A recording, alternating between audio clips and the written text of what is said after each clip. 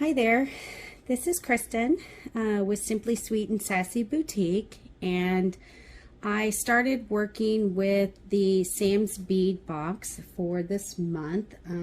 It's June 2022, and his box is called Summer Fun. And so I started putting together a bracelet, and I was like, you know what, just stop, let's make a video, because one of my goals is to try to start making videos of the jewelry that I create and that kind of thing. And so I just thought I would get started. So these are the things that I've pulled so far. Just so you know, I got this. This is Terra Cast Hammered Circle Round Toggle Clasp. I got this from Sam's Bead Shop on one of his live sales. So I have that, and then these, I have these red crystal saucers. I have this check glass faceted rondelle in fiery red crystals, and I have the check glass twisted oval in aqua. And then I chose this because I wanted some yellow, and I wanted, I did the diagonal, the check glass diagonal drilled cube amber topaz, because it's a different shape, and I think that's kind of neat. So what I just, when I saw these blue beads, I immediately thought, okay, we're getting out our Eslon. I think this is Eslon. We're getting out the Eslon, and we're making a bracelet. I don't know, these just spoke to me as and screamed bracelet. So let's get started. So I have this kind of mustardy yellow, and it kind of really goes with this topaz really well. So that's another reason why I pulled in that, to kind of bring in my string color. So I'm just gonna get, oh gosh, I don't even know how long this is. I guess I could get a ruler. I usually just get a good handful amount, probably about, let's see, and I'm doubling it over. Let me get my ruler here. So doubling it over, it's 12. Okay, so 12, 13, 14, 15, 16, 17 to 18. And then double that. So double that would be what? 36 inches around there, give or take. So, and I doubled it over. So now I'm just gonna put that out of the side. Now I'm gonna use my cutters, and I'm just gonna cut it. So I'm not very good at measuring stuff. I should probably get better about that. So that's doubled over. So all I'm gonna do now is I'm gonna get my clasp. I'm gonna string it through, and I'm gonna gather the two ends and make sure that my clasp goes all the way to the end, like that. Okay. Then I'm gonna do an overhanded knot, and what I like to do is I like to get my bead awl and just kind of hold on to it like this, because that way I can make sure that I get a tight knot. So I hold on to it, and then I pull one end. And then that ensures that the knot gets right up to the top. So, you see? Just like that. Now, because I want to ensure that my stuff does not come undone, I always put a little dab of GS Hypo Cement. Oops, sorry, I just moved my chair and it got up. It hit the camera. So I just get my GS Hypo Cement. Oops, sorry, I was off camera. GS Hypo Cement, and I just do a little dab. There we go.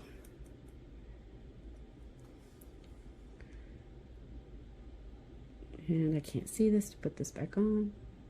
I need a better camera setup. Let me stop and see if I can figure out a better way to do this. Okay, so figured out a different way to do this. Hopefully this will work. We shall see.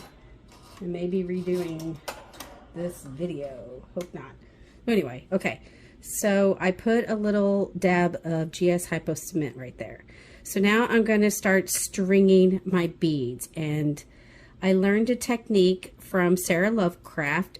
She calls them bunches, and it's a fun thing to do. So first I'm going to string this orangey fiery red on one string, put it down there.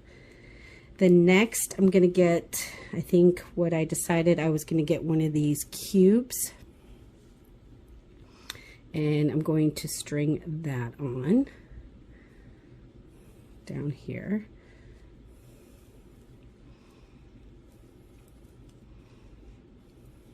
Okay, you see, where's the, there it is.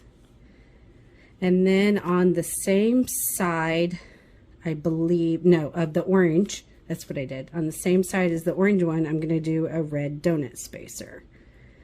Now, I will give you a quick little tip, and I'm going to move all these things out of the way because they're in my way right now. I'm going to give you a quick little tip.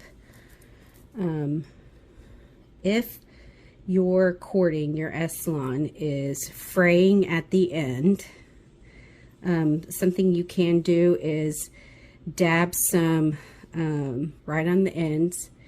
If you dab some, or dip it actually, and we can do that really quickly, get some super glue and dip it in. That'll kind of tighten up the, it'll harden it. Let me get some super glue. This is actually bead fix glue, but just regular super glue works too. So I'm just gonna put some on my plate, and then I'm going to see, it was starting to fray. So then I'm just gonna drag this through the end like this. Put it off to the side, get the other one, drag it through the end. This stuff dries very quickly, just like super glue would. Drag it through the end, and then that's just going to make it stiffer, and your ends won't fray when you're trying to string your beads on. So, okay, so we're going to let that dry. In the meantime, so see how I've made a little cluster right here? So now I'm going to do an overhanded knot, just like I did at the beginning. Okay, I'm going to get my bead awl, I'm going to hold it, and then I'm going to get it down there, but I don't want it too tight because I want those beads to kind of have some movement on here, just a little bit. So there, I've created a little cluster. Okay, you see? Now, those ends should be dry by now. Yep, they're dry, and they're harder. So now I'm going to grab a blue bead, or one of these aqua beads. I'm going to string it on. It doesn't matter which one you string it on. Now both of my strings will not go through there. One of my strings, actually, before I even started filming this, I couldn't get the string through one of the blue beads at all, and I tried to bead all it, and I cracked my bead, so I had to throw a bead out, but that's okay. So all I'm going to do is I'm going to put one string through, and then I'm going to hold the other string, and then I'm going to do an overhanded knot. Now between each link, you do not have to do a dab of glue. It should stay. Okay, so then like I did before, I'm going to grab my bead awl. I'm just going to pull and tighten it. You don't want it, you can do it tight on this one. It doesn't have to be. This is just, the cluster is the one that you don't want it to be too tight, because then that can have some movement. Okay, so then I completed that section. Now I'm going to do the same section of this over here. Okay, so grab one of your sides, do an orange, string it on. Grab one of your other sides. I think it was the hexagon one, Okay, same side as the orange one. You're going to do a red saucer. I call it donut, but I think they're actually saucers. Yeah, they're saucers. Close enough. Donut spacer. Okay. So then you've made a little cluster. Okay. Remember, you don't want it too tight, and it doesn't matter if they've switched places or anything. Okay. Can you see? I can't tell if you guys can see. So another overhanded knot. Okay. And then I'm going to get my bead awl and just hold it and then pull. Remember, you don't want it too tight, so don't get it too tight because you want them to have some room to move. And then there you go. Okay. So then you're just going to keep doing this pattern all the way until you get to the end. Okay. So I'm going to pause and then I'm going to do that and then I'll show you how we're going to finish this off. All right. So I'm back. And as you can tell, I have strung all the way down, and let me show you, hopefully you can see, to where it fits me pretty good. So, so what we're going to do, I hope you can see this, I can't see. What we're going to do is we are going to get a jump ring. And we're going to make sure that it's closed. So I'm going to get my tools. Completely closed and not open.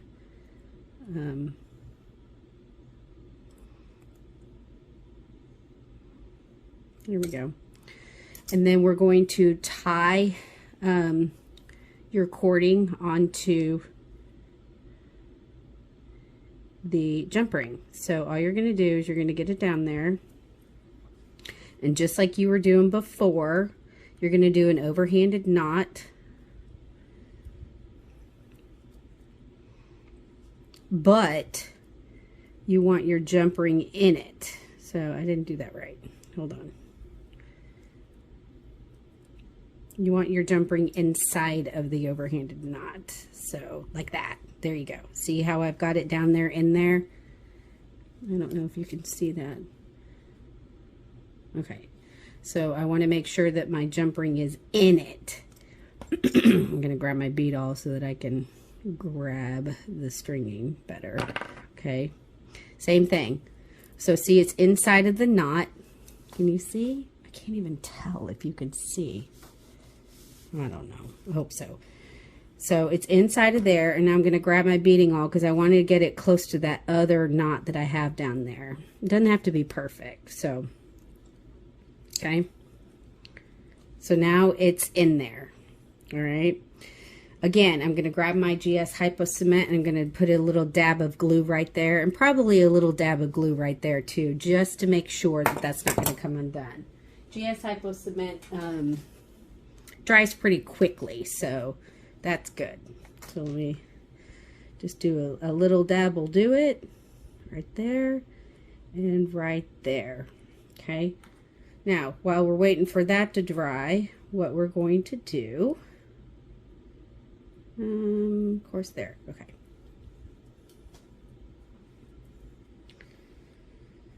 Okay, so what am I doing now? Oh, now I'm going to open my jump ring. You could have done this with the toggle on here or not. It's up to you. I think it's easier to do it without the toggle on.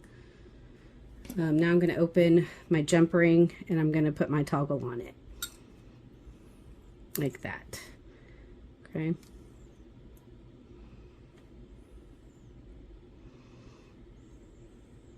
All right. Now, I don't want to cut my strings right here because this is going to give me an opportunity to have a dangle. So now let me check and make sure that this can all be clasped on. Oh, it's going to work.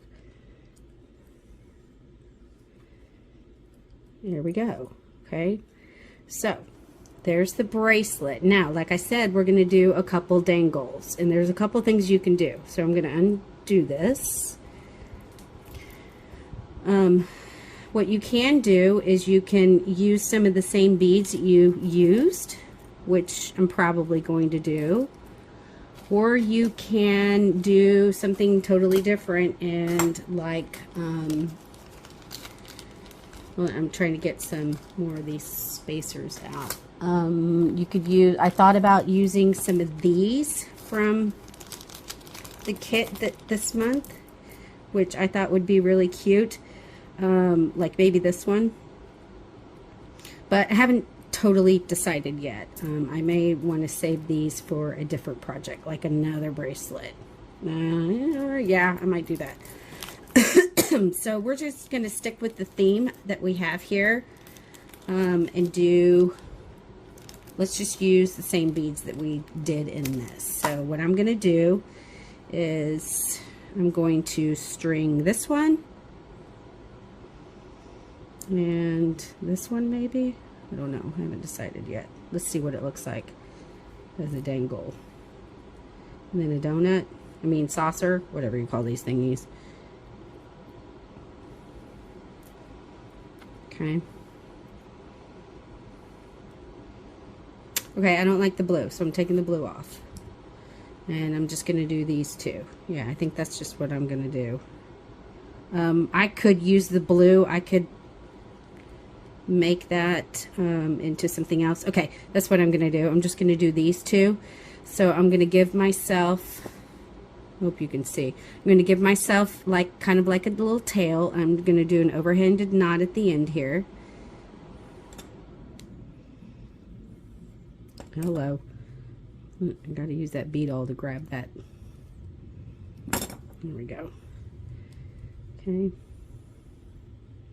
Just going to put a knot, and then that's going to keep them from falling off. Okay. I'm going to do the same thing on this one.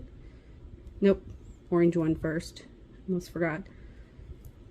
And then a red one. Okay. Get that out of there. Oh, I could have done that, couldn't I? Let's just leave it like that. Okay, now do you see how they're falling? I want them to be kind of staggered. So when I tie this knot, I'm going to make sure that I kind of stagger them like that.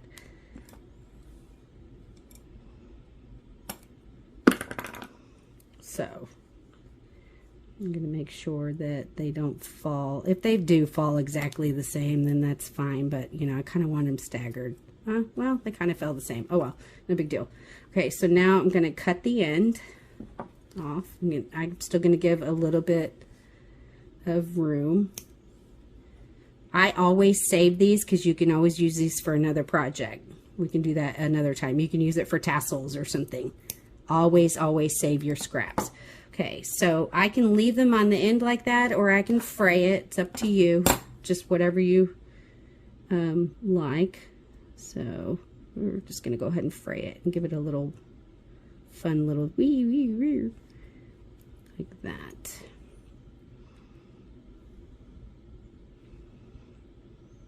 My own nails seem to be in the way. Okay, so there. Then they're a little frayed. So then you've got a little dangle. Now there's a couple other things you can do. I have this bead and this bead. So we could get, let's see.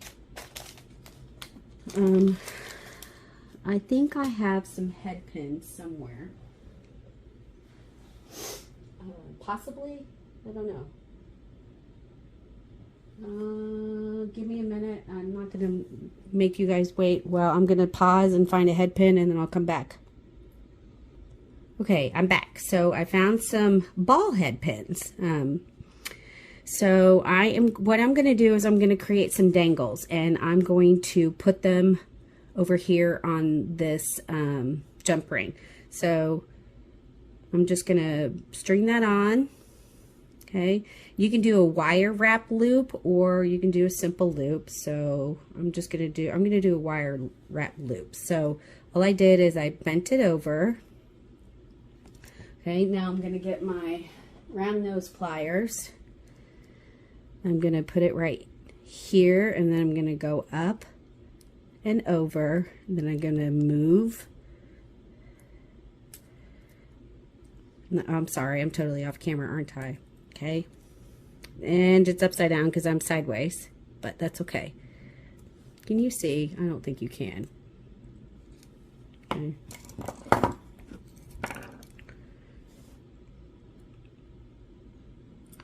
And now I'm just going to wire wrap it. I like to do messy loops just because that's how I am. So now I could have wire wrapped that onto here, but I really want to create some space, so I decided to use, I'll be attaching this with a jump ring. So then I'm going to, I have no idea if I'm in camera, I'm going to snip that off. I'm going to tuck the end to make sure. And being very careful not to scratch my bead. Okay, so now I'm going to get another jump ring. My jump rings seem, they're kind of big, but that's okay. That's what I got. These are 6mm, so, but it is what it is. 6 and 8, so, but just grabbed a little 6. I'm going to open it up, string that on, and then I'm going to put it right on that other jump ring. Okay, so that's one other dangle. So now I'm going to do another dangle, and I'm going to do it with this cube. Same thing. I'm going to, and this is upside down, please forgive me, but you guys are sideways to me, so I put it sideways. Okay, and then I'm going to go up and over. I got to figure out a better way to film this, you guys. I'm so sorry. Please forgive me. Okay. And tweak it. Make sure it's right. Okay. And I'm going to hold it and loop. And like I said, I like my loops messy because I am not a perfect person and I don't like things perfect. That's just me. Okay. Cut off the excess. There we go. Tuck that in.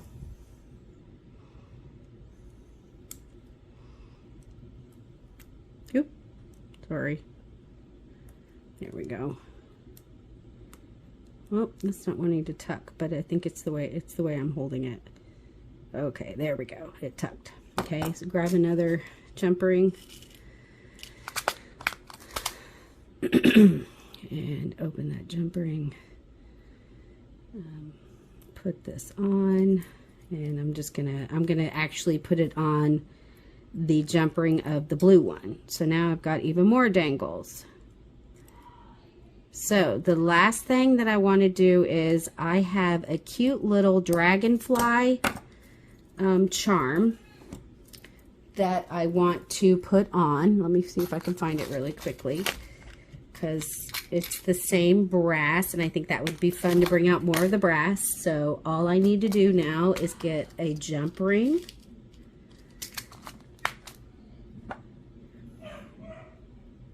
Oh, some fun things are going on downstairs. That's always awesome. And then I'm just going to string it on the same one in between. Can you see that? In between the other two. So right there. So now I've got a cute little charm to go with. So we've got all kinds of dangles. That just makes it a little bit more fun. So here is the bracelet. Well, let me put it on for you. And I will take pictures at the end. Oop. Of course I hit my phone. This is my first tutorial I've filmed like this. Okay, come on. There we go. And there we go. So now you've got all these fun little dangles. See? Let me back my phone up a little bit so you can see. Okay, isn't that fun? So there you go, a fun little summery bracelet. Anyway, I hope you like it, and I